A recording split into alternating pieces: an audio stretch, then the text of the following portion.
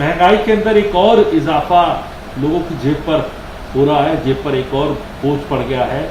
अमूल ने और mother dairy दोनों ने ही जो दूध है, दूध के ऊपर प्रति लीटर 2 रुपए की वृद्धि कर दी है, जो कि कल से लागू हो जाएगी। मतलब कल से 2 रुपए लीटर महंगा आम लोगों को प्रति लीटर दूध मिलने जा रहा है। देखिए, महंगाई निरंतर बढ़ती जा रही है और अब जो मदर डेयरी और अमूल उनके द्वारा 2 रुपये प्रति लीटर दूध के दाम बढ़ाया जा रहे हैं, उसका कारण है, उनको दोष नहीं दे सकते।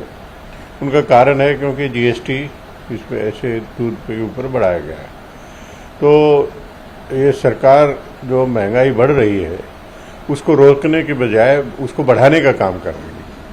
जो जीएसटी इन पे लगाया, पैक्ड दूध, दही, पनीर, इस तरह की चीज़ों पर, उसे रोका भी जा सकता था, लेकिन रोकने की बजाय उन्होंने 5% जो जीएसटी लगाई है, उस कारण दाम बढ़ेंगे। और इसी तरह से ये तो सिर्फ 2 मिल्क प्रोड्यूसर्स ने किया है, बाकी लोग भी करेंगे और बाकी अन्य प्रोडक्ट्स का भी जो डिक्लेयर नहीं किया गया लेकिन दाम उन्होंने बढ़ा चुके हैं।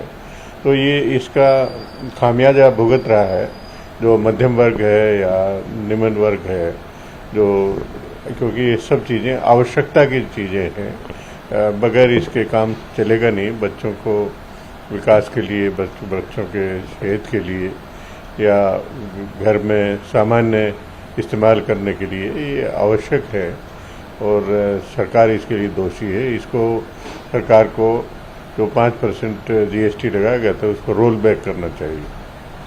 इसके अंदर शोपियान जो डिस्ट्रिक्ट है वहाँ पर एक बार और एक कश्मीरी पंडित के ऊपर जो है वो हमला हुआ। इसके अंदर एक कश्मीरी पंडित की मौत हुई है, उसके भाई इंजर्ड हैं और टारगेटेड किलिंग का एक और इंसिडेंट सामने आया है। हालांकि जो बीजेपी के अध्यक्ष हैं जम्मू कश्मीर के, वो कह रहे हैं कि पाकिस्तान जो है कश्मीर को एक कब्रिस्तान बनाना चाहता है, लेकिन ऐसा बनने नहीं देंगे, होने नहीं देंगे। किस तरीके से देखते हैं?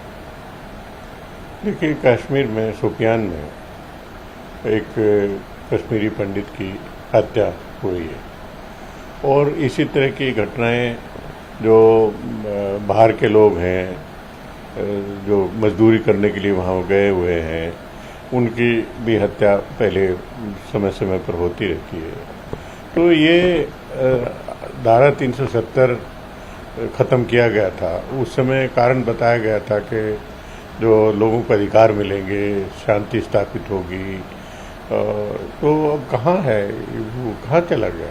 ये तो टारगेटेड किलिंग हो रही है, लगातार हो रही है, रुकने का नाम नहीं ले रही है। तो और आर्टिकल 370 लगाने, उसको हटाने के पीछे जो कारण दिए गए थे, जो औचित्य दिया गया था, वो कहीं आता पता नहीं दिखाई दे रहा है। तो इस पर मैं सोचता हूँ कि गृह मंत्री जी को अपनी स्थिति स्पष्ट करनी चाहिए कि क्यों इस सब के बावजूद, क्योंकि इतने दिन से सरकार भी उन्हीं के पास में है, अभी एक यूनियन टेरिटरी की तरह से काम कर रहे हैं। लेफ्टिनेंट गवर्नर के हाथ में सभी पावर्स हैं और लेफ्टिनेंट गवर्नर को ये सब अधिकार भारत सरकार से उनको विशेष रूप से मिले हैं, उसके बाद भी नहीं हो रहा है। ये अत्यंत दुर्भाग्यपूर्ण है। सर, एक सवाल और आपसे। बिहार में आज कैबिनेट एक्सपेंशन हो गया, बाकी मंत्रियों ने शपथ ले ली सबने। इस तरीके से देखा जाए कि एक नई जो है सरकार, अब उसमें आरजेडी, जेडीयू, कांग्रेस के गठबंधन के साथ, सीपीआईएम की गठबंधन के साथ है, सभी मंत्री पद जो है वो बंटवारा भी, आवंटन भी हो गया है। क्या देखा जाए, क्योंकि लगातार जो बीजेपी है वो आक्रामक है और ये कह रही है ज़्यादा दिन चलने वाला मामला। देखिए, बिहार में जो तजुर्बा हुआ है वो अपने आप में एक नई शुरुआत है और ये एक सीधा सीधा संकेत भी है कि भारतीय जनता पार्टी को अगर हराना है हटाना है तो ये एक तरीका है। बाकी सब विपक्ष के सभी लोग एक हो जाएं तो भारतीय जनता पार्टी कहीं दिखाई नहीं देगी। और मैं समझता हूँ कि 2024 के चुनाव से पहले ये होना, नीतीश कुमार जी के द्वारा कहना कि 2024 के लिए सब लोग इसी तरह से एक हो जाए, तो एक शुभ संकेत है। और आगे आने वाले समय में मैं समझता हूँ कि जो पहल होगी और एक बड़े पैमाने पर 2024 के लिए तैयारी होगी। आखिरी सवाल सर, आपके उत्तर प्रदेश से के अंदर एक व्यक्ति का कहना है कि उसके घर के बाहर पोस्टर चस्पा कर दिए गए कि उनकी गर्दन उड़ा दी जाएगी, क्योंकि उन्होंने आसपास अपने घर के आसपास तिरंगा लोगों में बांटा था, जो राष्ट्रीय ध्वज है हमारा, उसको डिस्ट्रीब्यूट किया था। पुलिस कह रही है मामला दर्ज कर रहे हैं और उनको सिक्योरिटी भी उनकी बढ़ा दी गई है। किस तरीके से इस घटना को आप देखते हैं सर?